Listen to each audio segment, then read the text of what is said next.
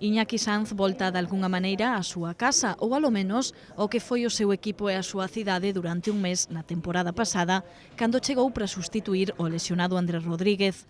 A súa non foi unha estancia de paso, senón que o base deixou pegada en Santiago, no club e na afección. Así as cousas, el quería voltar e todos querían telo aquí. Desde que me fui ya quería volver. Todo el verano estuve llamando a la gente, a mi gente, dándole un poco la vara con que a ver si había opciones de venir aquí, que apurase al máximo. Y bueno, pues pasé un mes de julio un poco nervioso, pero al final salió todo bien.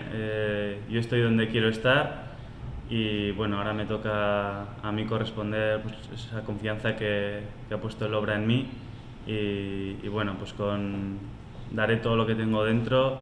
Como xa fixera na súa primeira presentación co Obradoiro, Iñaki volveu desprender entusiasmo e ilusión polo baloncesto, por facer grupo, por xogar na Liga Endesa e por facelo da man deste equipo.